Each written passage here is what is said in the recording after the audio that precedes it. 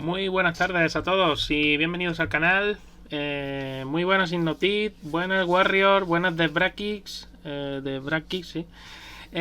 Buenas tardes y bienvenidos al canal. He estado ausente estos días, no ni siquiera pude hacer el GPcast este lunes. Pero bueno, digo, voy a hacer aunque sea un resumencillo de lo que se puede esperar del Gran Premio de Arabia Saudí, repasar un poquito algunas cosillas interesantes y nada, pues por estar también con vosotros esta tarde, ya que podía, pues me paso por Twitch y explicamos algunas cositas. Dar las gracias también al usuario César Jack 1 que se suscribió con Prime. Creo que fue al poco de terminar la anterior retransmisión y al final pues ahí se quedó sin dar las gracias, así que nada, muchísimas gracias por esa suscripción de Prime. Y bueno, aparte de eso, vosotros me diréis si se me escucha bien. Bueno, señal me sale aquí, o sea que en principio creo que sí, que debe de escuchárseme.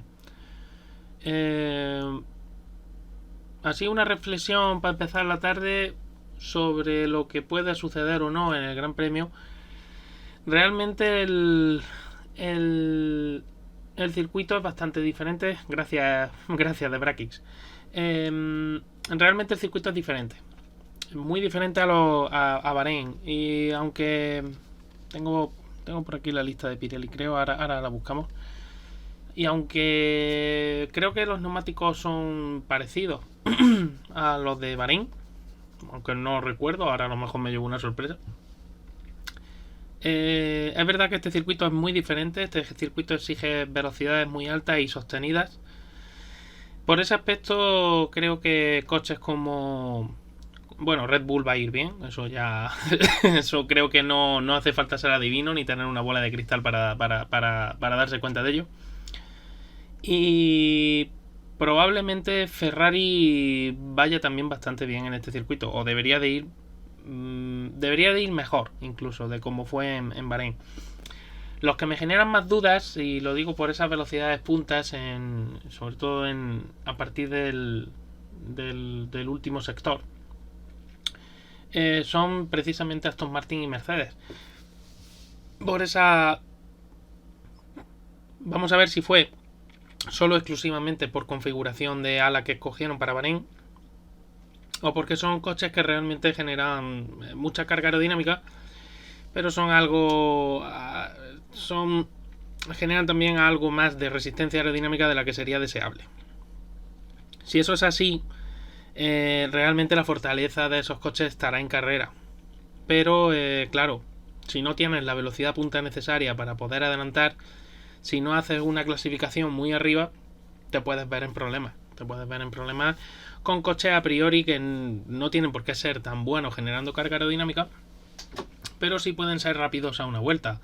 No descartéis a los Alpine, no descartéis a Alfa Romeo, así que creo que va a ser interesante esa lucha ahí en la zona media. Y sobre todo porque estoy seguro de que alguno de la zona media puede dar la campanada. En la clasificación, ojo. Luego en carrera las cosas pueden cambiar mucho. La carrera se hace larga en este circuito y es complicado. Voy a pasar ya directamente iba a pasar a mi perfil para comentar lo de Pirelli. Yo sé que lo retuiteé, pero ahora tengo que buscarlo aquí. Bueno, pues sí, un paso más duro, un paso más blando, perdón, son estos neumáticos con respecto a los de Bahrein. Ahí veis la información del circuito, veis que la tracción y la frenada prácticamente aquí cuentan poco. Es un circuito que no exige, veis que exige 2 de 5 en tracción, 2 de 5 en frenada. A ver, estos son orientativos datos, en realidad es un circuito que sí tiene alguna frenada un poco más fuerte, sobre todo la última. Y la primera, una vez que pasas meta, esa primera frenada también es bastante importante. Y la frenada esta de aquí, de esta curva de aquí, la que inicia luego todo este carrusel de curvas rápidas.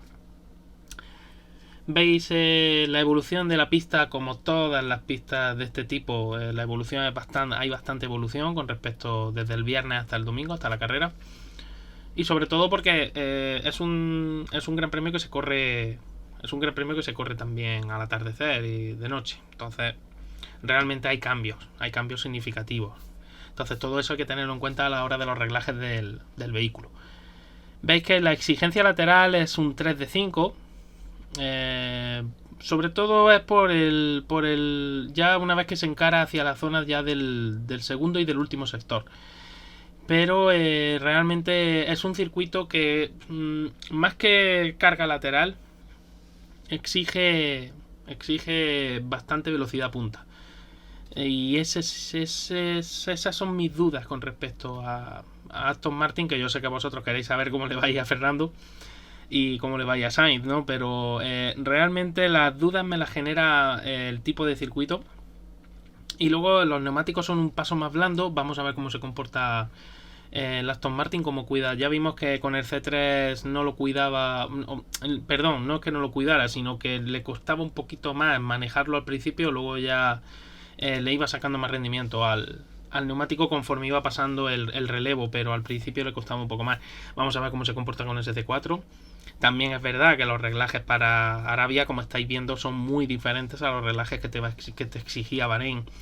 Repito, lateral 3, estrés del neumático un 3. Hay estrés, sí, medio. Por eso también hay un desgaste bastante importante, sobre todo con las opciones más blandas, y eso los equipos tienen que tenerlo muy en cuenta en la estrategia que vayan a seguir durante el Gran Premio. La abrasión del asfalto aquí, al contrario que ocurría en Bahrein era 5, es un asfalto súper abrasivo. Aquí no, aquí la abrasión del asfalto es muy baja, pero Pirelli se cubre en salud y por las velocidades tan altas que se desarrollan, y por eso lleva C2, C3, C4. A mi parecer o en mi opinión podrían intentar arriesgar, pero bueno, puedo entender la decisión de llevar los neumáticos los no más blandos, o sea, unos neumáticos medio blandos, ¿no?, de la gama, y no llevar el más blando de todo. Yo personalmente creo que deberían de llevar C3, C4, C5, pero para darle un poco más de emoción al Gran Premio. Pero bueno, eso a lo mejor es que yo también quiero ver iba a decir el mundo arder, no, pero quieres ver un poco más de movimiento, ¿no?, en los pits. Pero bueno, la downforce, como veis, 2 también. Por eso el Aston Martin y el Mercedes son coches que generan mucha carga aerodinámica. Son coches hechos sobre todo para generar carga bruta. Entonces, claro, si aquí no te exigen carga aerodinámica, ahora vamos a ver realmente qué concepto funciona mejor. Aquí sí lo vamos a comprobar muy bien, cuál realmente puede funcionar mejor. Y apostaría a que Aston Martin es posible que pudiera funcionar mejor que el Mercedes aquí en esta pista, precisamente por estas exigencias de la propia pista. El número de vueltas 50, como veis, y bueno, el tema, como he dicho, C12, 13, 4. El camber delantero mayor que en Bahrein, creo recordar, porque en Bahrein 325. Ahora lo busco y lo comparamos. De hecho, lo vamos a buscar ya, porque yo lo compartí también en Twitter. Es que yo sé que se tarda, pero vamos. O lo busco aquí en el buscador. Pirelli. Buscamos a Pirelli Motorsport y ya está. Chan, chan, chan, chan, chan, chan. Vamos a ver. Esto fue de la última carrera. Y a ver, ¿dónde estás? ¿Dónde estás? Tiene que estar por aquí ya cerca. Es que creo recordar. No, me he equivocado yo. 3.52 el camber máximo en Bahrein. Bueno, ya por comparar, ya podemos aprovechar y comparar. Veis, tracción y frenada era 4. La evolución también es 4. El agarre del asfalto es 3. Sin embargo, la abrasión es 5. O sea, veis que es muy, muy diferente este circuito a lo que vamos a ver este fin de semana. El lateral y el estrés del neumático 3. Y la downforce un poquito más aquí de exigencia, pero no tanta, ¿no? Y ya visteis, C1, C2, C3. Pirelli no se la jugó. Me parece bien con esa abrasión. 3.52 y ahora tenemos 3.25, 1.75 como máximo. Sí, realmente tiene lógica desde el momento en que tracción y frenada exigen solo 2 y la downforce es 2 también. Entonces Pirelli se cubre en salud para evitar blisters y problemas con el neumático. Por eso se pone una caída de rueda, un camber un poquito más pequeño, ¿no? de lo que se puso en la carrera anterior. Vamos, perdón, no lo he dicho bien. Esto sería el límite, es decir, por debajo tú podrías poner, si a ti te dicen que es máximo 350, tú puedes poner 3 grados, menos 3 grados sin ningún problema, 3 grados negativos, o puedes poner menos 1,5 atrás. Ahí nadie te va a decir nada. Ahora, lo que no puedes es pasarte de esos 3,5 y de ese 2. Lo mismo que aquí, no te puedes pasar de esos 3,25 y de ese 1,75. Y las presiones, como veis, 22,5 delante, 21 detrás, 21 delante, 18,5 detrás. Claro, tiene su lógica por las velocidades tan altas que se desarrollan en este circuito. De nuevo, Pirelli no quiere problemas. Es un neumático un poquito más blando y no quiere que haya problemas por sobrecalentamiento de la goma. Y entonces exige esas presiones un poco superiores, ¿no? Vamos, es simplemente cubrirse un poco las espaldas y no liarla, ¿no? que no haya problemas. Así que, bueno, en principio, como os digo, estas serían las prescripciones. Todo esto luego cambia, una vez que pasan FP1, FP2, esto está sujeto a cambios, una vez que pasan los libres, para que Pirelli pues, puede decidir subir esas presiones o puede decidir que los equipos pueden bajar esa presión mínima, porque hayan visto que el neumático no corre peligro. Sobre todo el hecho de utilizar presiones algo más altas de lo que sería digamos de lo que sería buscado por el equipo para buscar el rendimiento. El usar presiones más altas que eso es para cubrirse un poco y asegurar que el neumático, o intentar asegurar que el neumático no desllante, no haya problemas de reventones, no haya problemas de ese tipo de sobrecalentamiento de goma. Pero claro, todo esto ya digo que está sujeto a cambio en función de cómo se comporten los coches luego en las sesiones del viernes. Así que en principio eso es lo que tenemos. Y ya digo, yo mi único mosqueo viene por la exigencia mínima de downforce aquí de carga aerodinámica, ¿no? Aquí en Jeddah, en este circuito Jeddah-Corniche, de solo 2 puntos de 5. En realidad vamos a ver a las más pequeñas de las que vimos en Bahrein. Sobre todo las traseras se va a notar mucho. Y hay bastante estrés a la goma porque es verdad que el coche frena bastante poco, pero son cambios de dirección muy rápidos. No es que se exija una carga aerodinámica alta porque no son curvas de amplio radio, pero ni curvas de mucha longitud. Quizá la única curva donde se exija algo más de carga aerodinámica sea esta zona de aquí, pero vamos. En particular creo que no es un circuito complicado, ¿no? En ese sentido aerodinámico. Buenas tardes, Pello, bienvenido. Y el tema es que, como acabo de decir, eso es lo que me preocupa en relación a Aston Martin y a Fernando Alonso en este caso. Este circuito no es como Bahrein, un circuito de tracción. Este circuito aquí es mucho más fluido. Entonces vamos a ver realmente el comportamiento de ese coche. Van a tener que quitar ala y vamos a ver cómo Aston Martin aprovecha esas cascadas, ¿no? Tan impresionantes que tiene en los pontones para alimentar la parte trasera del vehículo. Si esas cascadas funcionan bien o no, lo van a demostrar aquí. Sobre todo aquí, más incluso que lo que demostraron en Bahrein. Si las cascadas no funcionan tan bien, o el diseño no es que no funcione, sino simplemente que necesiten optimización, ¿no? A lo largo de los grandes premios, bueno, pues habrá que esperar un poco a que el equipo vaya mejorando ese diseño, vaya afinando, vaya introduciendo nuevas piezas y elementos que hagan trabajar mejor ese concepto. Yo estoy esperanzado en que esas cascadas, esos pontones tan excavados, puedan dar una buena alimentación a la zona alta del difusor y puedan alimentar también lo que es la zona del Wing Wing. Pero, claro, todo esto son conjeturas. Yo no tengo ni los planos del coche, ni tengo los... Ya me encantaría a mí poder ver los gráficos CFD y y los datos de túnel de viento, pero eso no lo disponemos, así que todo lo que hablamos son conjeturas y son elucubraciones. Luego el coche ya demostrará en pista si eso es posible o no es posible. A priori, así echándole un vistazo, viéndolo, la idea y el concepto más o menos quedan claros. Es alimentar con más caudal de aire, más energía, ya está. Pero vamos a ver si eso funciona o no funciona. Buenas tardes, Bea. Vicioso, ¿no? Bueno, aerotrastornado, como solemos decir. Lo que estábamos diciendo, bueno, esto ya lo podemos quitar.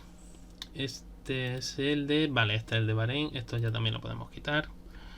Y eso ya os lo enseñaré ahora después al final, que es lo que os quería enseñar. Y ahora pues vamos a pasar a una cosita de la cuenta que me gusta mucho, es F1 Data Analysis.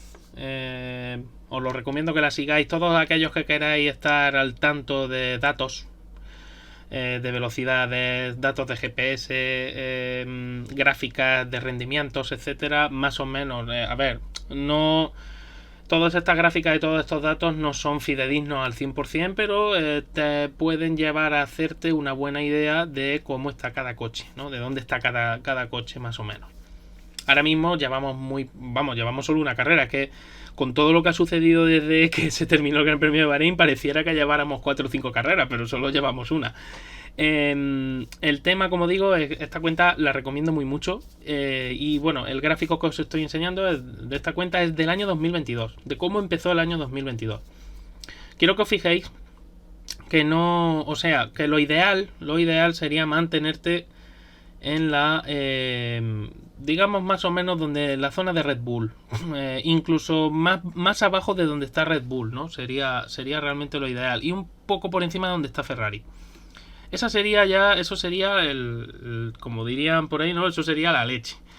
Pero bueno, los coches tienen virtudes y tienen defectos, como todo el mundo y como todo lo diseñado por el hombre. Así que buenas tardes, Zapa, bienvenido. Y supongo que ayer estuviste en el directo de Zúñiga, que ayer estuvo concurrido el directo. Así que imagino que estarías por allí también. Antípoda, sí, totalmente, RB y AM, sí. Además es que he empezado, bueno, ahí... Sí, entero no lo vi, pero sí. El tema, como digo... Iba a mirar una cosa que me ha saltado aquí, una cosa. A ver, ¿qué ha pasado aquí? Me ha saltado, pero esto no tiene nada que ver con la transmisión. Ah, bueno, vale. Los avisos estos de Kaspersky. Bueno, a todo esto veo que ha entrado también gente nueva en el chat. ¿Cómo se llama? Injululu. Injululu, pues muy buenas tardes, y también muy buenas tardes a Aerosator. Pues bienvenidos al canal y nada, poneos cómodos, como se suele decir, y vamos a seguir con la clase. Como digo, 2022, esto es como empezó 2022. Vemos como Williams pues está en la zona donde no quiere estar nadie, Aston está en una zona pésima, McLaren vemos como empezó también con bastantes problemas, sobre todo porque cuando te vas a ese tercer sector, ¿no? Ese tercer cuarto de circunferencia, de círculo, es lo peor que te puede pasar. Veis que es lento y alta carga, alta resistencia aerodinámica.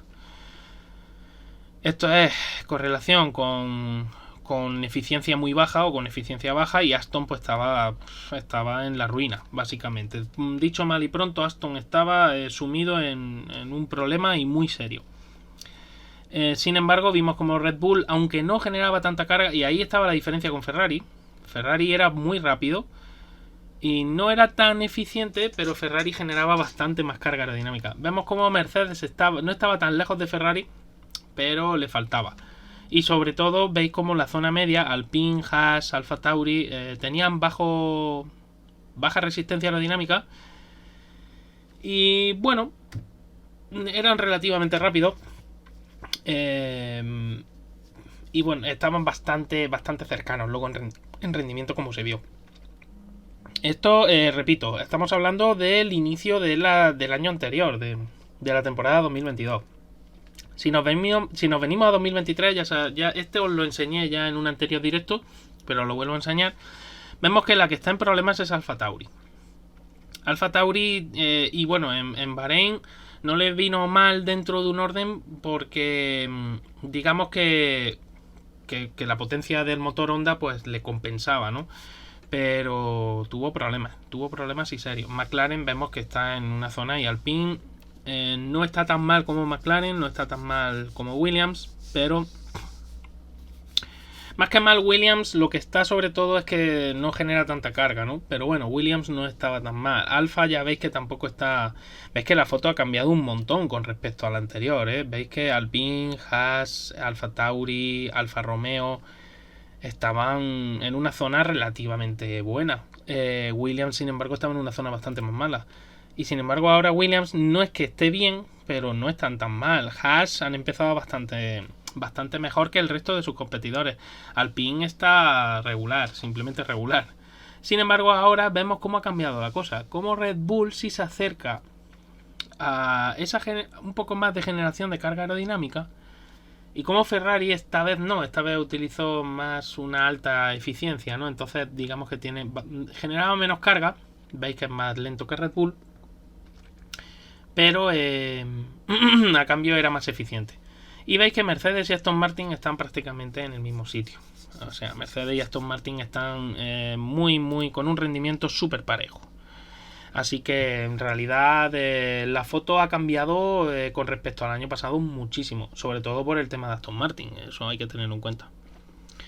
Si Aston Martin tiene una mejor salida que Bahrein, ¿crees que pueden plantar cara a Red Bull? Creo que Fernando en su Steam de blando estuvo muy rápido. Muy tapado, sí. A ver, es lo que he estado diciendo antes de cuando empecé el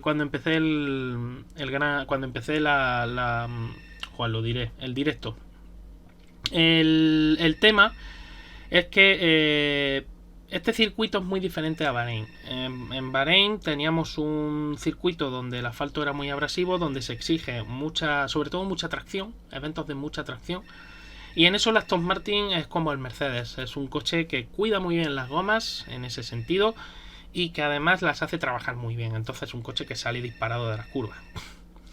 Sin embargo, en el tema de este circuito, aquí no hay eventos de tanta tracción, de hecho hay muy poquitos. Realmente podríamos contar 3-4 curvas como mucho, porque además hay muchas que son enlazadas que casi no son curvas. Entonces aquí lo que necesitas es un coche con mucha eficiencia. Si Aston Martin consigue rebajar un poco esa carga aerodinámica, es decir, quitar un poco de ala, conseguir más velocidad punta y consigue que sus pontones trabajen y alimenten bien toda la zona trasera del vehículo, pues si hacen una buena salida como tú has dicho, tienen posibilidades de... A Red Bull no estoy seguro, porque Red Bull es un coche súper eficiente, va a ser muy difícil cazarlo aquí en Arabia, pero es posible que a Ferrari sí pueda contestarle. Y además adelantarse a Mercedes, porque Mercedes creo que en este circuito va a tener un problema. Sin embargo, si Aston Martin es parecido en ese sentido al Mercedes y es un coche que necesita una configuración de alta carga, entonces Aston Martin tendrá que preocuparse más de los equipos como Alpine, como Haas, como Alfa, que pueden venir por detrás y jorobarte un poco, sobre todo en el tema de la clasificación. Luego ya en carrera la gestión del neumático va a ser mejor y ahí puedes intentar, ¿no?, hacer otra cosa.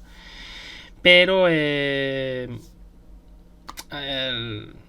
ya te digo que básicamente no solo la salida va a ser lo importante, sino ver realmente si es capaz de trabajar ese Aston Martin, hacer trabajar bien el coche, seguir trabajando correctamente y que el coche siga siendo equilibrado aerodinámicamente, aún a pesar de tener que bajarle el ala trasera, porque van a necesitar bajar ese ala trasera, hacerla más finita, hacerla con menos inclinación para poder rebajar la carga aerodinámica y para poder alcanzar más velocidad punta. Muy buenas, Bruno, Mario y Luis. Pues bien, muy buenas tardes. Bienvenidos. Y Zapa, tenemos que ver dónde... Pues lo que vamos, lo que os he dicho, ya digo, esta fotografía de Bahrein va a cambiar, va a cambiar con respecto a lo que va a ser Jeddah, Corniche, porque sí, porque el circuito exige otras cosas.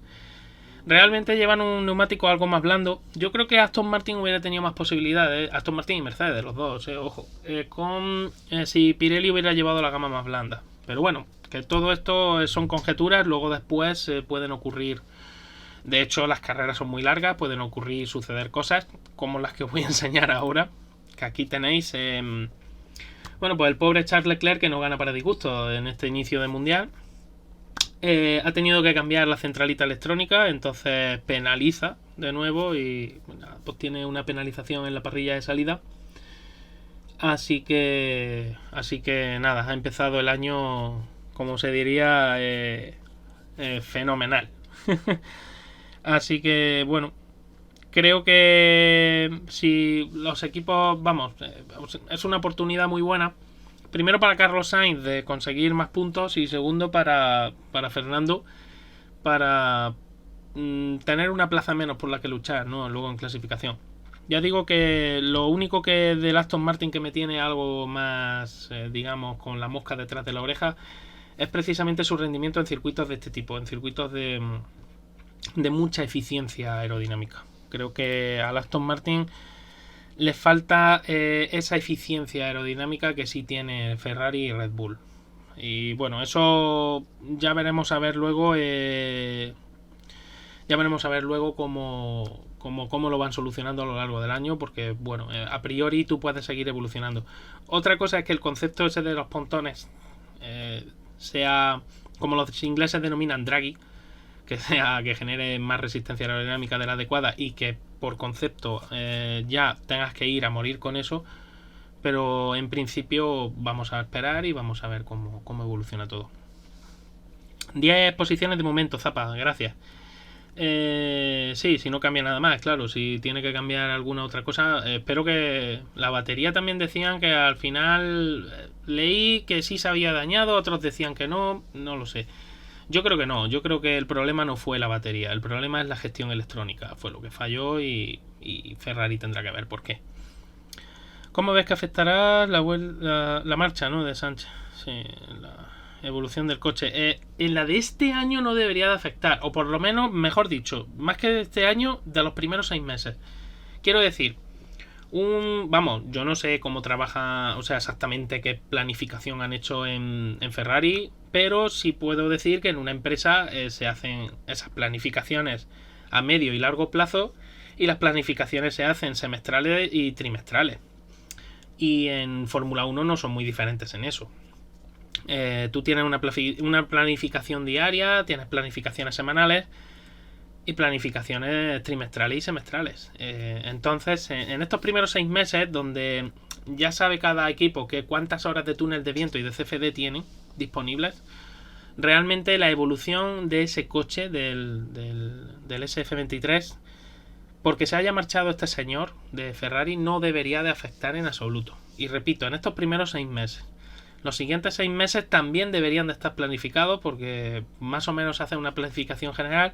Es verdad que en el tema de CFD y túnel de viento hay una revisión el 30 de junio y por lo tanto puede cambiar algunas cosas, ¿no? Pero en principio no debería de afectar mucho a la evolución del coche, sobre todo hasta el verano.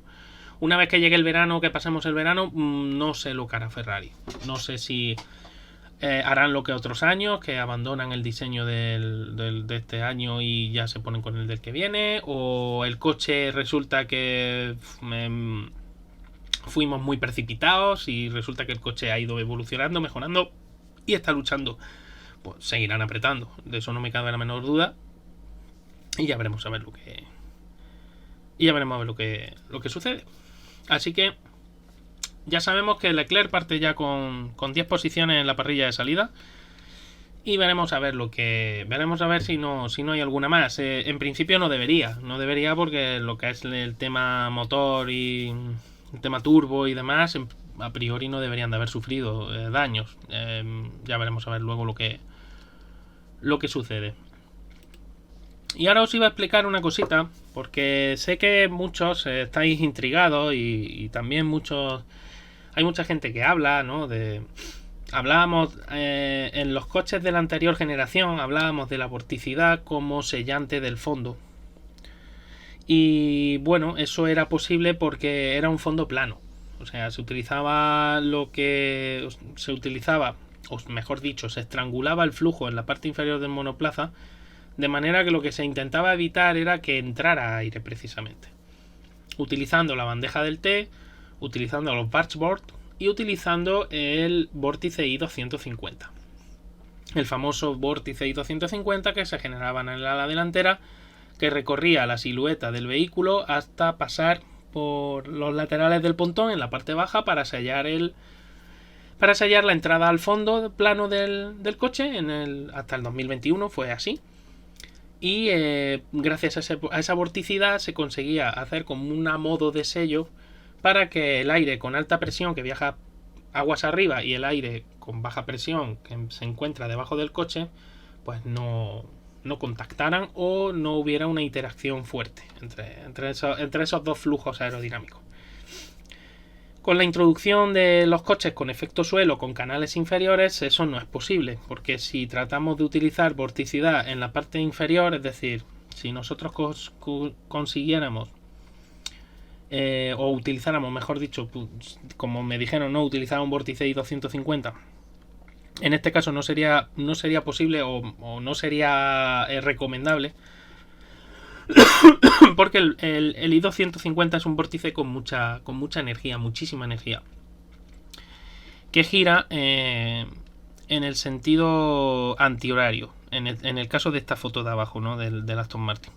Estaría girando en este sentido y ese vórtice lo que intentaría es entrar dentro. Y yo no quiero que entre, porque no quiero que me aumente la presión en la parte inferior del coche. Entonces, lo que aquí se hace, la vorticidad que se usa es diferente. Es decir, uso la vorticidad a mi favor, pero de una manera diferente. ¿Y cómo se hace? Pues gracias a la cuenta Dr. Ops, que ya os digo que os recomiendo seguirla también, otra cuenta junto con F1 Data Analysis. Os la recomiendo seguir porque es muy muy interesante y enseña muchísimas cositas. Veis aquí una simulación hecha por @latios, el usuario, el nombre de usuario, en la cual vemos como ese endplate que se coloca aquí sabéis que a la entrada del fondo de los monoplazas actuales, a la entrada del suelo, sabéis que hay varias pletinas verticales, podríamos denominarlas curvadas, que además van desde esta zona de entrada curvándose hacia una salida que está señalada aquí con estas flechas, y colocamos aquí una especie de endplate para sellar un poco esa zona, ¿no? Entonces se trabaja con el flujo aguas arriba y lo que se hace, por eso están estos cortes aquí, que ya lo expliqué en su momento en el año 2022 cuando estos coches se presentaron al principio. Expliqué que esta zona de aquí lo que generaba era vorticidad, precisamente para digamos generar una especie de canal. Veis como el vórtice gira. El vórtice tiene un sentido de giro hacia adentro del monoplaza, no hacia afuera. O sea, el vórtice no gira hacia afuera, sino que gira hacia... El giro es hacia adentro. El giro sería rotando hacia la parte... la rotación sería con el sentido hacia adentro del monoplaza, pero el vórtice se mueve hacia afuera, que es una cosa curiosa. Y aquí igual, este microvórtice que se genera, porque este es más potente, ocurre exactamente igual. ¿Y esto para qué se hace? Bueno, pues porque...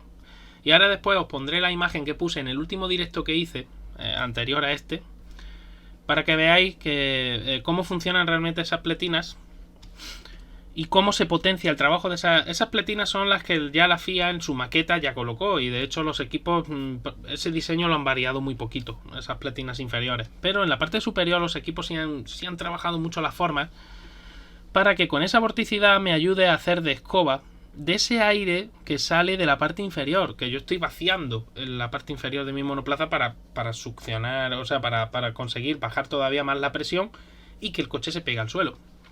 Entonces, ese aire que sale, veis que os lo estoy señalando aquí, ese outwashing, salen de esos túneles inferiores, de la extracción de esos túneles inferiores, y entonces si yo genero estos vórtices me van a ayudar a succionar ese aire que está saliendo de los túneles, es decir, va a hacer más efectivo el trabajo de los túneles. Es lo mismo que hacía el difusor soplado de Red Bull, ese soplar gases a la parte superior, a la salida del difusor, para que el difusor pueda trabajar todavía aumentando más la presión. Pues aquí se hace de una manera muy parecida. Esos vórtices lo que hacen realmente es ayudar a succionar ese aire que no quiero que esté debajo de mi monoplaza, y a sacarlo y a llevarlo afuera, hacia arriba y hacia afuera. Entonces es muy interesante. Todos estos diseños que han presentado este año los coches, que están mucho más evolucionados que los del año pasado, son precisamente para eso, para potenciar esa vorticidad que no sella el fondo, como se dice, sino que lo que hace es succionar aire del fondo, que es diferente, y lo saca fuera. Es decir, baja todavía más la presión en la parte inferior de mi monoplaza.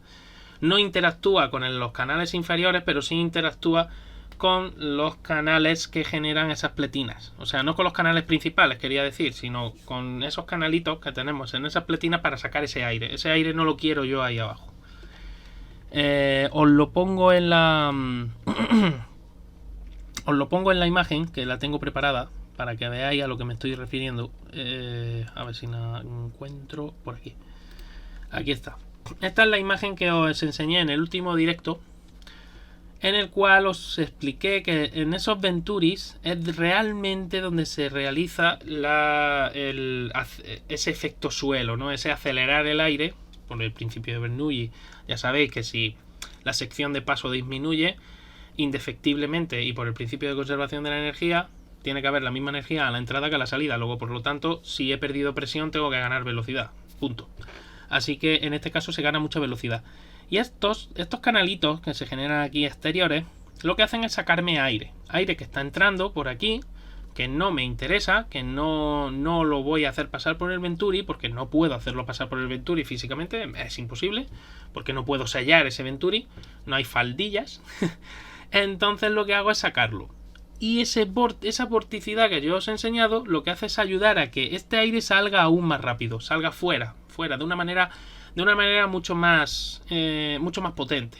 Y por lo tanto, potencio el efecto del Venturi. Y genero más carga aerodinámica con ese fondo del monoplaza, con ese fondo curvado del monoplaza. Aquí lo veis de nuevo, esa vorticidad donde se genera, que se genera en ese emplay por la parte superior, el flujo de aguas arriba. Y esa vorticidad lo que hace es atraer ese aire que está saliendo, esas flechas rojas que os he puesto ahí. Lo que hacen esos vórtices es atraer esas flechas rojas, ese aire que está saliendo, y sacarlo fuera. Ese aire no lo quieres ahí. Y por otra parte, además, también sirven esos vórtices, que también hay que añadirlo, como son vórtices que tienen mucha energía, también sirven para que ese aire que viaja por la parte más pegada a esa excavación del pontón tampoco se salga. En este sentido, Red Bull es la que mejor lo hace. Red Bull ya ha demostrado que son unos maestros en eso de manejar los vórtices. Así que pues eso. Básicamente es para eso.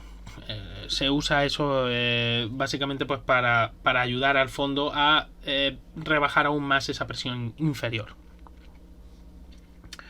Solo sale más rápido, o además son capaces de irlo al canal que va por encima justo. Sí, lo que acabo de decir.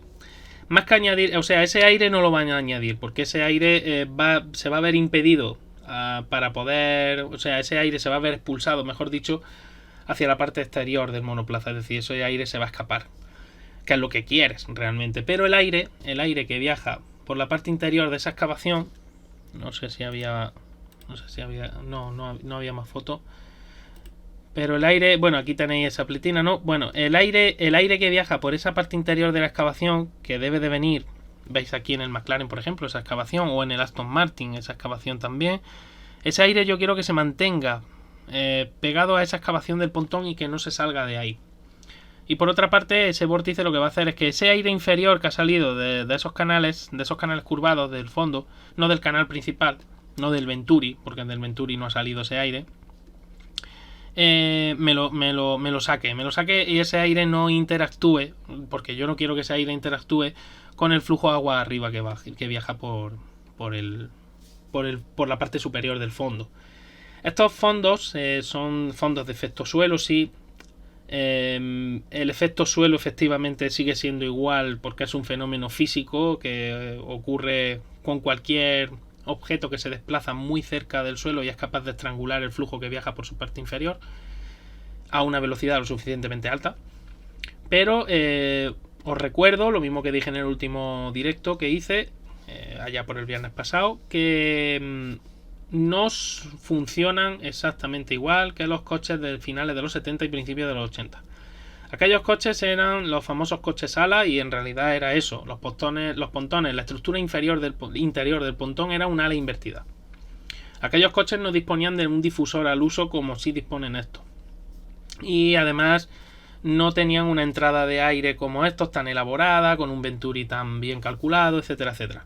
Es decir, el tema de que se comparen estos coches con aquellos, pues es ridículo desde el momento en que además estos coches tienen un tamaño descomunal con respecto a aquellos. Entonces las superficies aerodinámicas que tenemos disponibles en estos coches son infinitamente superiores a las de aquellos. Lo de aquellos coches fue un logro espectacular.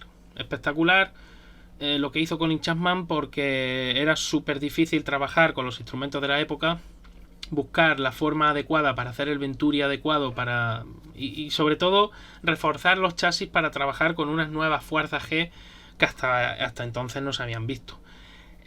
Aquello tuvo muchísimo mérito. Lo de hoy día, como todo trabajo complejo, pues tiene muchísimo mérito también, pero ya hay un conocimiento previo el cual pues hace que sea pelín más sencillo, ¿no? Ya lo que lo complica realmente son estas formas que se buscan. Veis ahí que nos lo señala muy bien Dr. Ops con esa silueta, ¿no? De esa pletina lateral exterior para generar esa vorticidad, precisamente para poder generar, gracias a esos escaloncitos, generar esa vorticidad que me ayudará a seguir succionando aire que no quiero que esté ahí debajo en los canales y que me haga que mi coche no genere la suficiente carga aerodinámica.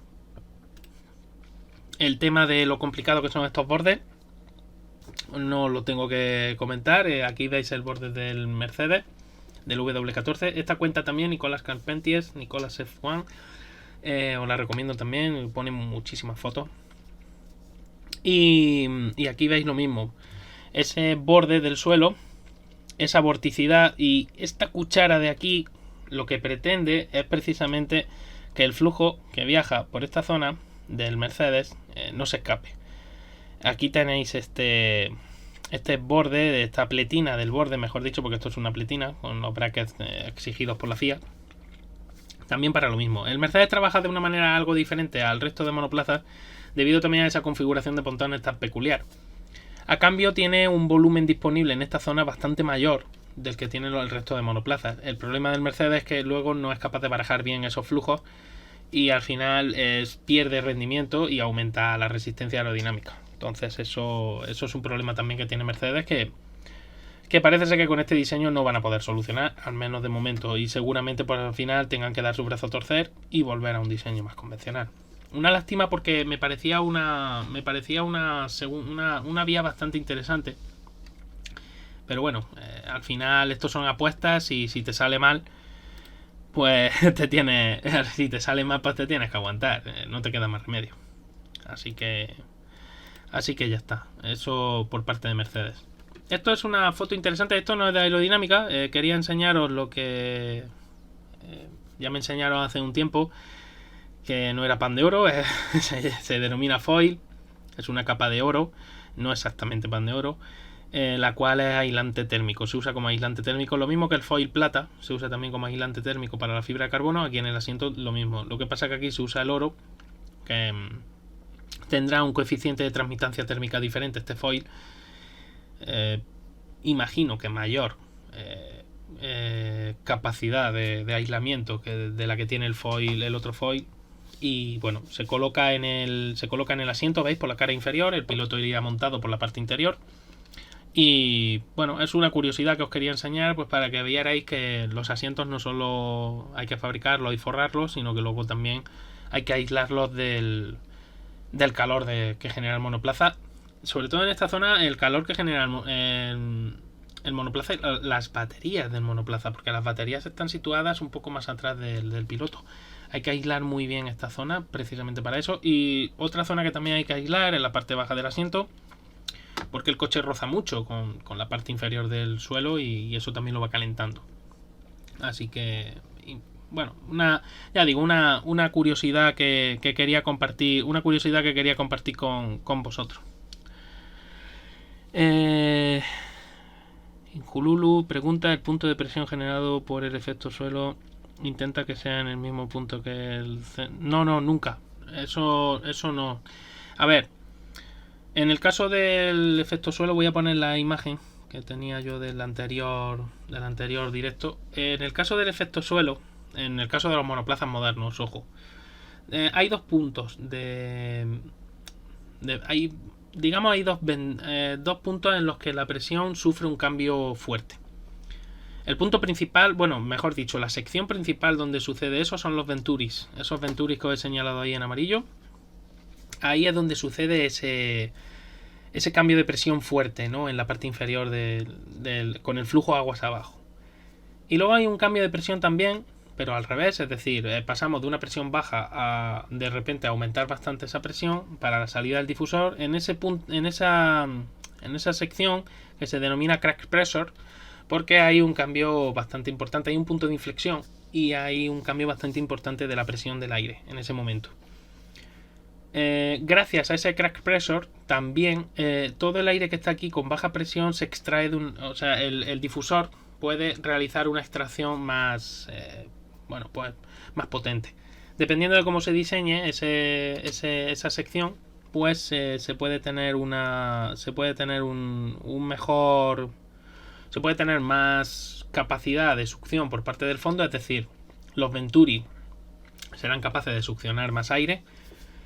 O si se diseña mal esa parte, pues está claro, al final se producen puntos de remanso en esta zona, no se alivia presión y por lo tanto al final el Venturi deja de hacer su trabajo, en casos excepcionales, ¿no? Por ejemplo, cuando a Carlos Sainz le botó el coche en Bahrein, cuando tocó con el suelo varias veces, lo que hizo fue entrar, lo mismo que ocurre con un alerón cuando entra en pérdida. En este caso concreto lo que se interrumpió fue el flujo en esta zona de aquí, en la zona del eje trasero por delante, en el crack pressure. El difusor no pudo trabajar, no recibía caudal, por lo tanto el difusor no trabaja, y al no trabajar estos Venturis dejan de trabajar y el aire no puede entrar, se ve impedido a la hora de entrar y claro, toda esa baja presión que yo había generado aquí de repente se pierde, aumenta la presión muchísimo porque el aire se queda aquí atrapado y por lo tanto el coche pues se eleva muchísimo, las suspensiones no son capaces de manejar ese cambio de presión tan brusco y el coche pues el piloto pierde el control en ese momento, es así de sencillo. Y no se puede hacer coincidir con el centro de masas del vehículo o con el centro de gravedad del vehículo por la sencilla razón que el centro de presiones, dependiendo del gran premio que vayas a correr, dependiendo del circuito, lo vas a ir variando. El centro de presiones al final depende. En el fondo, lo que es los canales y demás, aquí va a ser muy parecido. Pero luego el del conjunto del monoplaza, el centro aerodinámico del fondo sí va a ser, si no está en el mismo punto, va a estar muy parecido.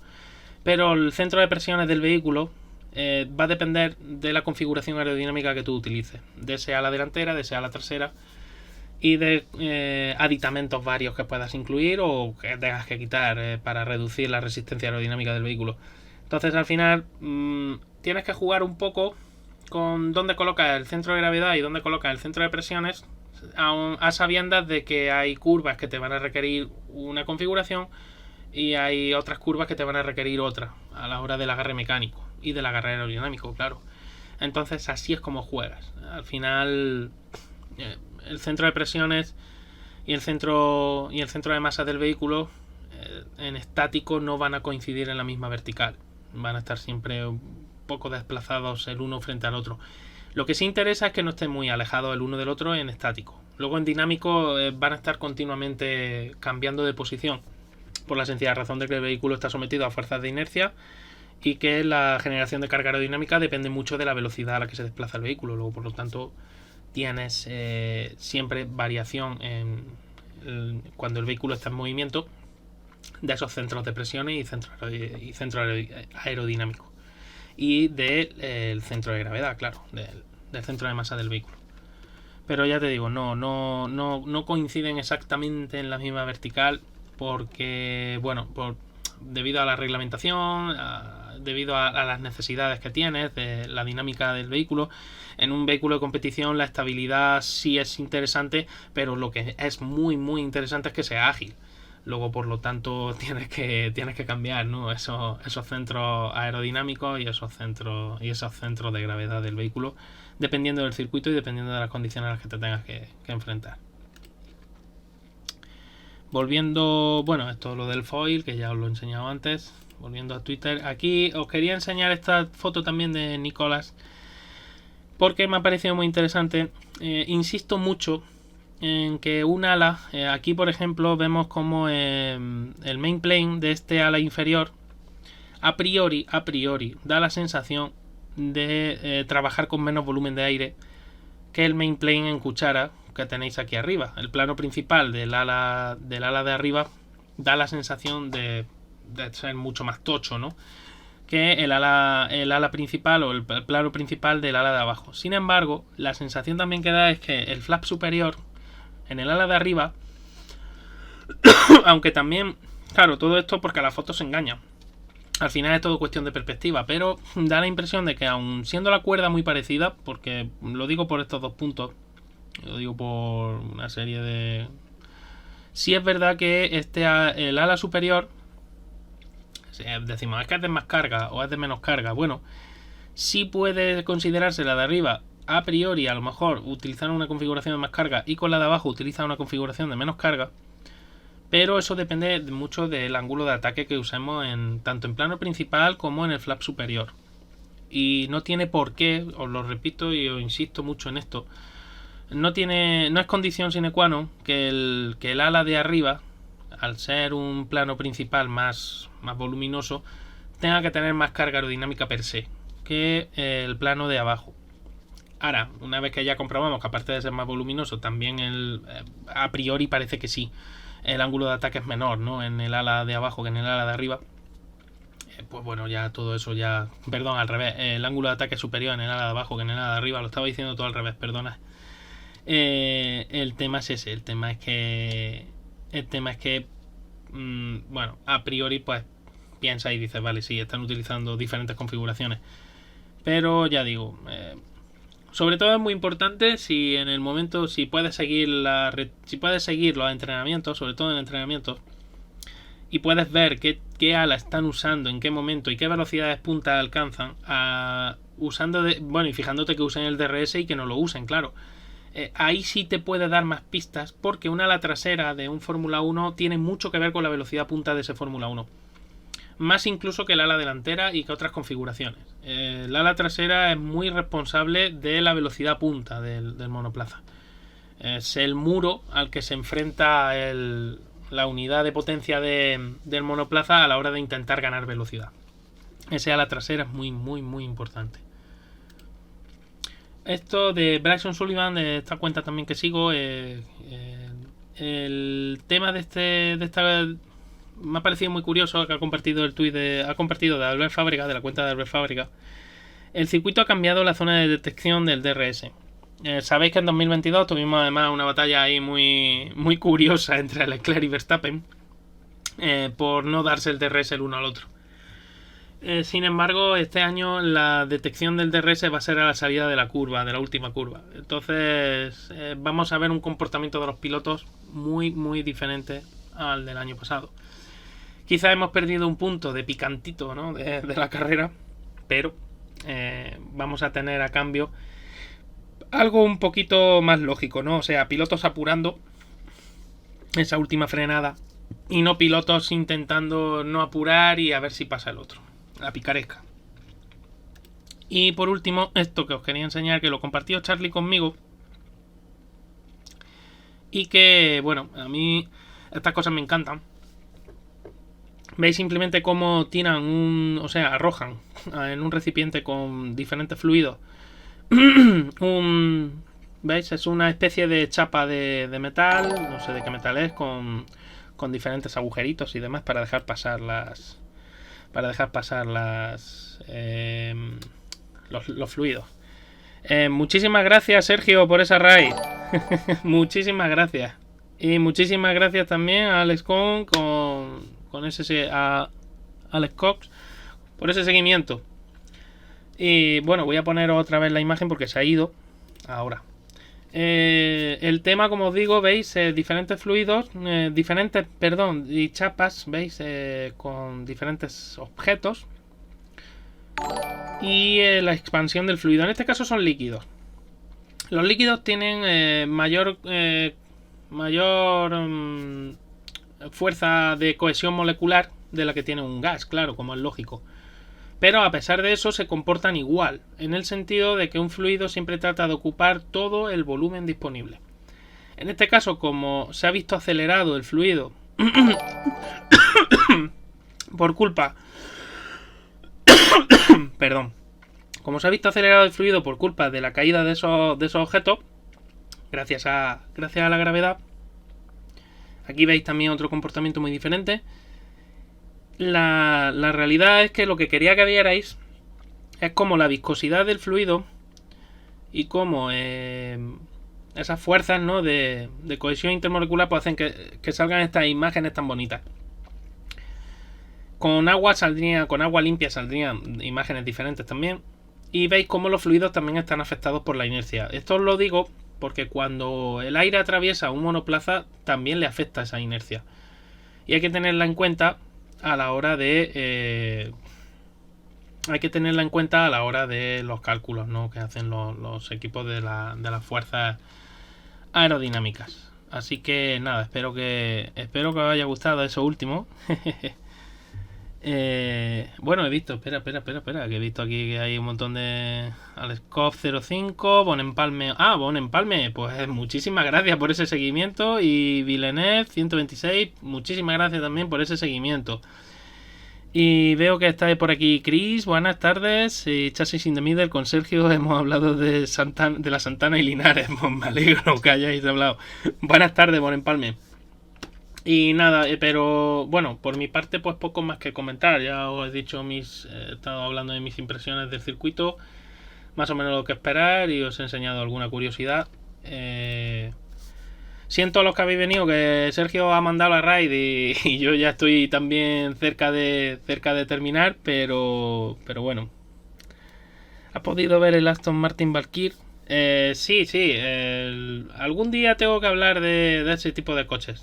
Tendré que hacer un directo dedicándoselo al McLaren F1 y hablar de superdeportivos de ese calibre, porque son también proyectos bastante chulos, bastante curiosos. ¿Qué iba a hacer yo? Bueno, sí. Vamos a mirar a ver. No sé si tenéis a alguien a quien hacerle la raid. Voy a mirar a ver si tengo yo a alguien conocido. Bueno, veo que está Roldán Rodríguez charlando con Albert Llovera.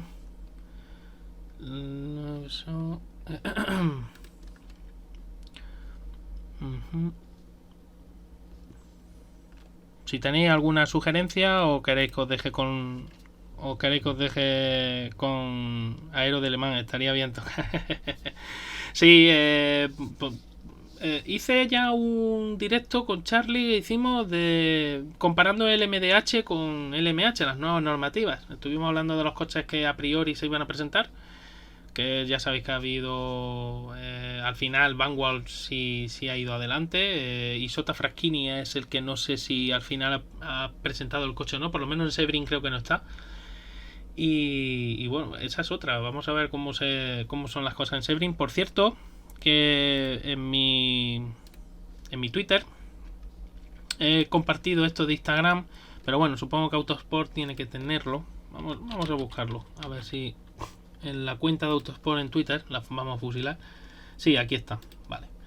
Bueno, pues ya hablando de Sebring, ya me has dado una idea, Pello. El BOP, el Balance of Performance, que ya lo han presentado para Sebring.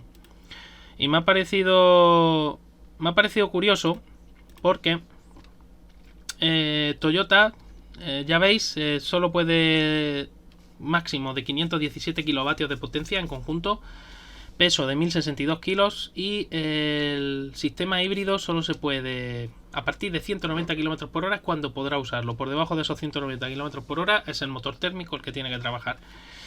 Los 515 del Ferrari, o sea, 2 kilovatios menos de salida.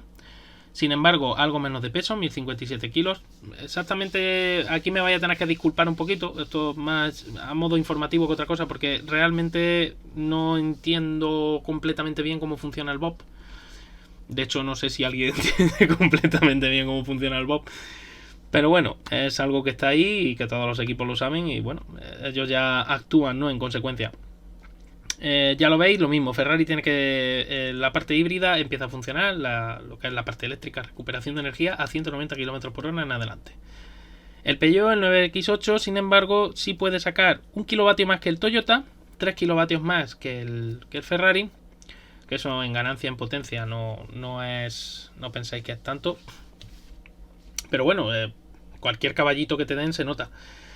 El peso, 1049 kilos, veis que lleva, eso sí se nota más en un coche de carrera y sobre todo que a partir de 150 km por hora podrá hacer el deployment de energía, cosa que los otros tienen que esperar otros 40 km por hora más. Estos coches aceleran bastante rápido, pero sí supone una diferencia. Y luego ya tenéis los coches que no son híbridos, ¿no?